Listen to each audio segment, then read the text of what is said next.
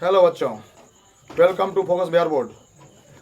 बच्चों, आज आपके बीच क्लास 10वीं का एक ऐसा सवाल लेकर आए हैं जिसको देखने के बाद बच्चे के दिमाग में ये होता है कि ये सवाल नहीं बनेगा। तो सवाल कुछ ऐसा है बच्चों, इसमें कॉन्सेप्ट पर आधारित हिसाब है, सवाल है। इसको थोड़ा सा लिखना पड़ता है, इसमें ज़्यादा, इसमें फार्मूला का यूज नहीं होता है। तो आपको उस ढंग से बताया जाएगा जिससे आपके दिमाग में पूरा कॉन्सेप्ट क्लियर हो जाएगा। और आप इसको देखने के बाद इस टाइप के जितने भी सवाल हैं आपके बोर्ड एग्जाम आते हैं, 2 मार्क्स का आता है, तो आपसे सभी बन जाएंगे। बस आप लोग इस वीडियो में बने रहेंगे और ध्यान से देखेंगे और समझेंगे, सभी क्लियर होगा। क्योंकि हम आपको इस तरह से बता देंगे कि आपके दिमाग में सारा चीज़ क्लियर हो जाएगा, समझे? तो आइए बनाते हैं। तो कहता है सिद्ध करें कि √2 एक अपरिमेय संख्या है। बच्चों, यहाँ सबसे पहले हम सॉल्व लिखेंगे। उसके बाद बच्चों देखिए लिखेंगे माना कि √2 एक परिमेय संख्या है।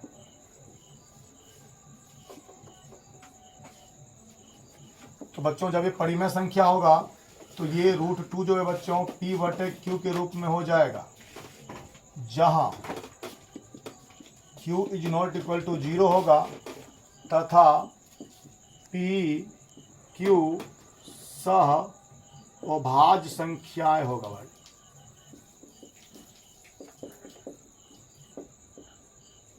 तो यहां तक आप समझ पाए होंगे। जब ये परिमेय संख्या होगा तो P/Q के रूप में होगा और Q का मान 0 कभी नहीं होगा और PQ सह अभाज्य संख्या होगा। बच्चों, सह अभाज्य का मतलब होता है कि इसमें एक के अलावा कोई अन्य गुणनखंड नहीं होगा। कहने का मतलब इसमें P और Q में एक के अलावा कोई गुणनखंड नहीं होगा, गुणनखंड नहीं होगा। ये आपका रफ में है।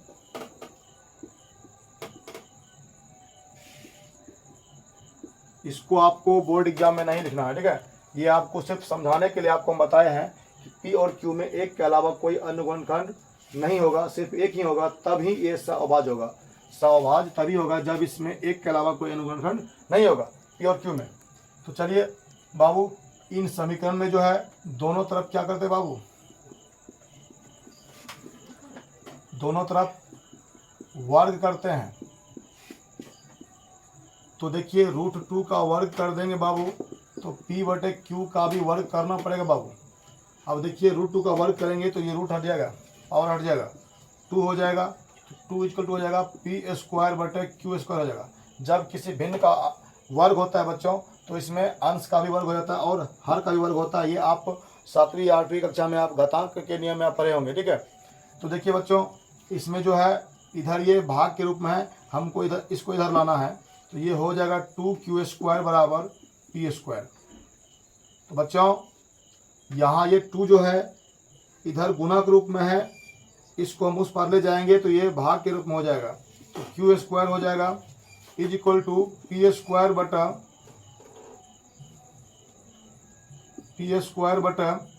2।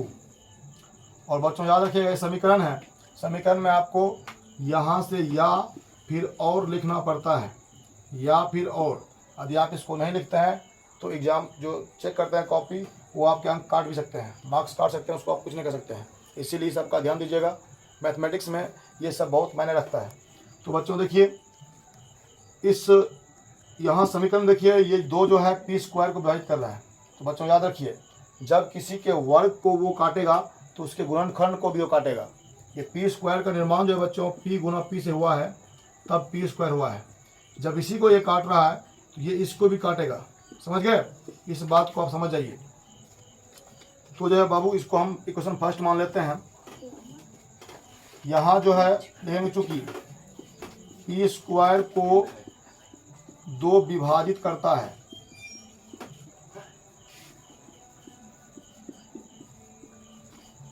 इसीलिए 2 P को भी विभाजित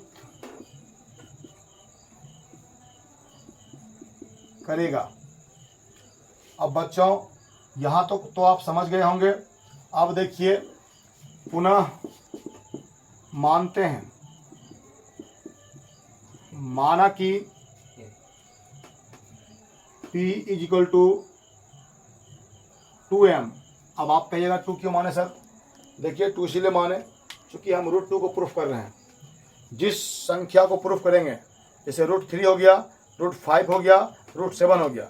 यदि √7 को प्रूफ करेंगे तो यहाँ 7 लिखेंगे। यदि √3 को प्रूफ करेंगे तो √3 लिखेंगे, 3 लिखेंगे। यदि √5 को प्रूफ करना है तो यहाँ हम 5 लिखेंगे। तो P का मान जो बच्चों इक्वेशन फर्स्ट में पुट करते हैं, P का मान इक्वेशन फर्स्ट में पुट करने पर, अब देखिए फर्स्ट ये ना तो है Q² बराबर क्या है, P²/2 है। अब देखिए Q² बराबर लिखेंगे P के जगह इस मान को हम पुट करेंगे 2m। अब इसका स्क्वायर है तो इसका भी स्क्वायर होगा बच्चों, ये 2 हो जाएगा। तो Q² बराबर 2 दूनी कितना हो गया, 4m² हो गया बटे 2 हो गया। अब देखिए 2 दूनी कितना हो गया, 4 हो गया। तो Q² बराबर हो गया 2m²। अब यहाँ देखिए बच्चों, इधर गुना इधर क्या हो जाएगा, भाग हो जाएगा। Q²/2 is equal to m² हो गया। अब आप यहाँ ध्यान दीजिए, ये 2 जो है Q² को काट रहा है तो पक्का है इसके गुणनखंड को भी काटेगा ये। आप यहाँ या लिखिएगा, या देना नहीं भूलिएगा। या दे सकते हैं, फिर और दे सकते हैं। अब देखिए यहाँ लिखिएगा, चूंकि 2Q² को विभाजित करता है, इसीलिए 2Q को भी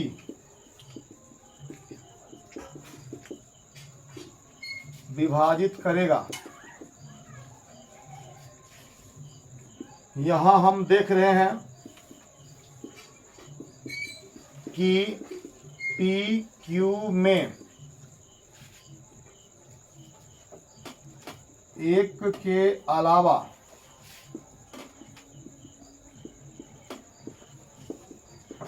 अन्य गुणनखंड 2 भी है,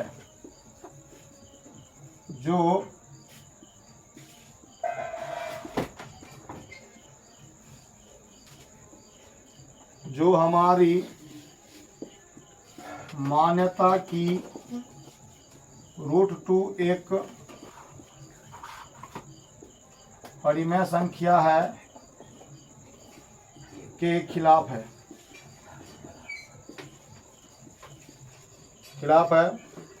तो अतः √2 एक अपरिमेय संख्या है बच्चों। यही आपका प्रूव्ड हो गया। और इस प्रकार लिखने से आपको 2 मार्क्स आपके बोर्ड एग्जाम में पक्के हो जाएंगे, हमें उम्मीद है। तो अब अगले वीडियो में आपको मिलते हैं इसी टाइप के सवाल में, बस थोड़ा सा चेंज होगा। वो ऐसा होगा आपको बच्चों 3 + √2 होगा, या √2 + 3 होगा, या √3 - 2 होगा। इस टाइप के सवाल आपको एक बताएंगे तो उस टाइप के सारे सवाल बन जाएंगे। इस टाइप के सवाल आपसे बन ही जाएंगे। आपको कैसा लगा कमेंट करके बताइएगा। तो तब तक के लिए नमस्कार, मिलते हैं नेक्स्ट वीडियो में।